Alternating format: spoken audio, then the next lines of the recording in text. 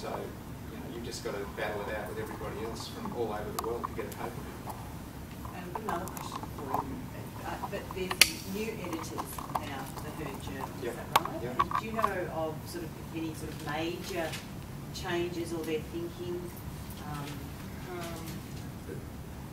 There's a bit of work being done around trying to... Because one of the issues we discussed is that Herzer is very busy being a top-ranked journal, and there is actually now a big step between being a Herzer member and getting into Herd. So we wanted to try and develop other publication opportunities around the journal without watering down the quality of Herd, which we wanted to get back up to its A-star rating. But now that's sort of gone by the by. But it's still a powerful journal, and we want to keep that element and then hang things off it rather than go to 8 editions or 10 editions a year and water down the standard, so to speak. But we still get so many good papers that probably just as good. So yeah, that's what's been going on now, is the development of some other publishing opportunities. And they've had a few other ideas, like wanting to have people responding. Well, I don't think that'll work, but we'll see. Because by the time you actually get a response and publish it again, you're looking at such a big gap. A response to an article, yeah. So if someone's written about an issue, you might get a couple of people writing around an issue. So you publish it, and then you get responses, and then you publish them. But even fast tracking, it's going to be 6 months or a year apart. And that's just really hard to keep a conversation going. So I'm not quite sure how that's going to work. Just one of the journals I've been published in, I was invited to co-author a response to a paper, but we were actually sent that paper had been accepted for publication but hadn't been published. Yes. So we'd been sent that paper so that our response to that paper was actually then published in the same edition. Yeah, so then you delay everything once you know that paper's going to be published. But then that's just an extra 6 months. And if the issue is not a burning, time-dependent issue, you can do that. But it just brings in delays that, and there was a lot of extra work, and we just were struggling to keep afloat really to cope with the increase in what was happening when I was editing. So the new team, there's a larger team now with more roles distributed. So I think they're trying to bring some of those things in. I think they'll find it difficult, but they've got the passion. Yeah, cool. Ian, where you've got you emphasise telling a good story. Yes. Sometimes you can have a good new idea, but then you put it into practice and it doesn't work. But the fact that it didn't work is useful for others to know. Yeah. So how do you sort of add zest to a negative paper? Well, you've got to research it. How do you know it didn't work, but why? If you don't know why, well, you've got nothing to write about. So it's the why that is the story. And sometimes there's some really interesting insights that come out of that, because you did it that way because there's a common assumption that this was the relationship, that there'd be a cause and effect. So you develop that in the intro, and then in the discussion you turn it all around and demonstrate that these common assumptions are all wrong. And here's the evidence, and this is what really happens, and so we've got to rethink the relationship between this and that. So it can be very powerful. I'll come over there. I just had a question about publishing primarily in another in health professions education, medical education domains.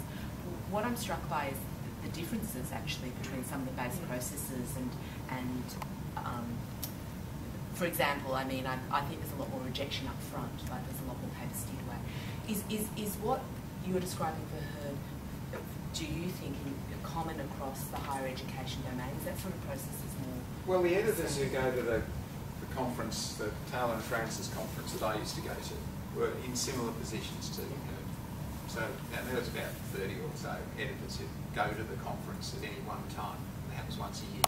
So you'd have a conversation around those things. People would present about how their journal operates, and pretty much the same story. We didn't vary that much. But then, I don't know, other disciplines, other areas might have completely different cultures. This is for basically educational related journals. Up the back corner. Yes, I went to a lecture by an editor of an American nursing journal who suggested as a first step to contact the editor and say, this is an article that I'm looking at publishing, is it of interest to your journalists? So I was wondering about your view on that. I hate people doing that because they usually send me some vague, poor abstract, and the abstract, because the article's not written, they write one of these vague abstracts that you see going off to conferences for acceptance as an unrefereed paper, and you can't tell. If you write back and say, oh yeah, looks like it might be interesting, and they send you a poor quality paper, you reject straight away. They don't like it. Right? It adds nothing really. If you don't know the journal well enough, you haven't written a top quality paper that you really think is valid and has a chance, why would you contact an editor with a halfway story? I don't think that would work very well. I wouldn't like it. Yeah, you said that it's an international journal, and I just wondered how you saw it being positioned alongside other international journals in the same field of higher education. Is there a way that is it trying to position itself in particular ways? The fact that it's located in Australia, there is an attachment in some ways to an Australian research society.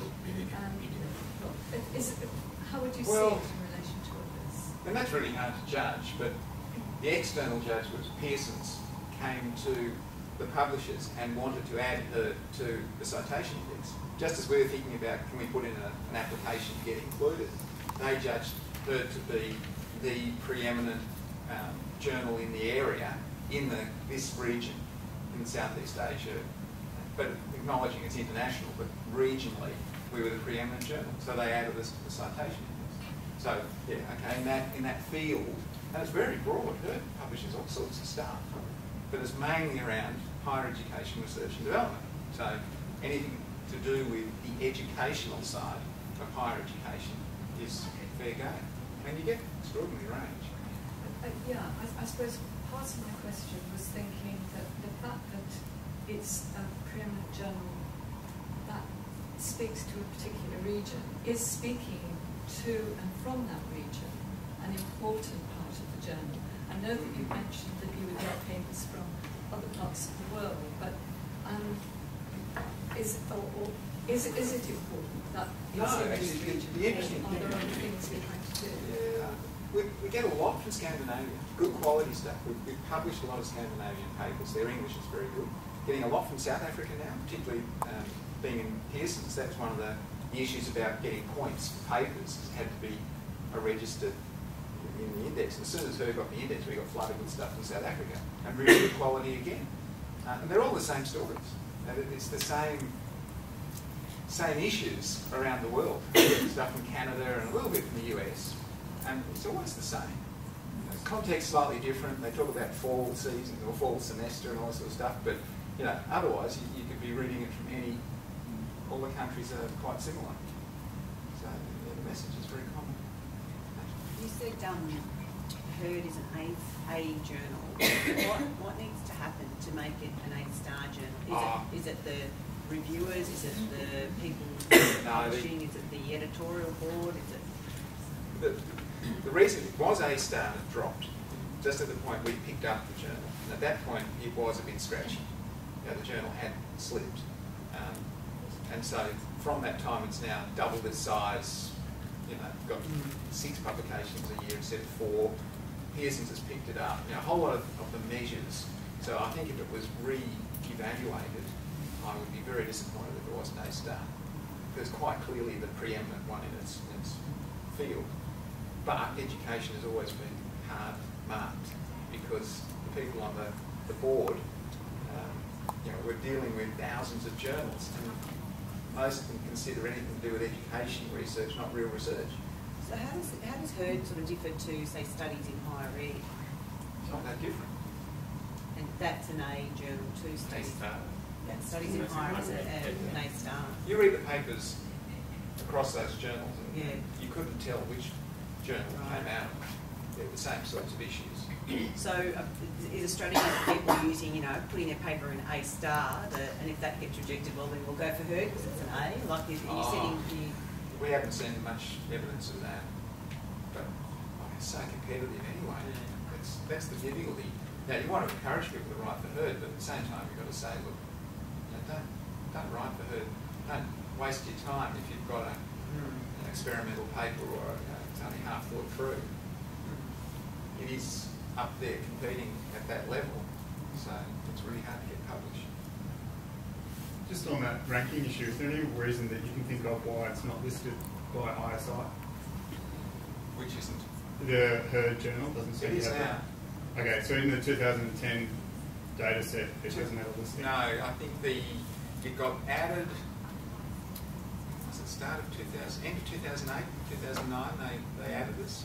And it takes a couple of years to get... Presumably the data to get up. To get the data to get put into the impact factor rankings. I think that's... Do you have any idea what... I think it's this year that the impact factors come out. No, I know, but just the recent 2010 citation reports, which is the most recent full report you can get, it doesn't list it. No. Do you have any idea where it will fall in terms of impact factor? I don't know.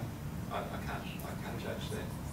But certainly the data from Taylor and Francis is really strong as to all the indicators, and that's partly why they came to Taylor and Francis and said, we want to add your journal. We were delighted because filling out the application is a huge task. Well, just on that, I think it's good. It's just that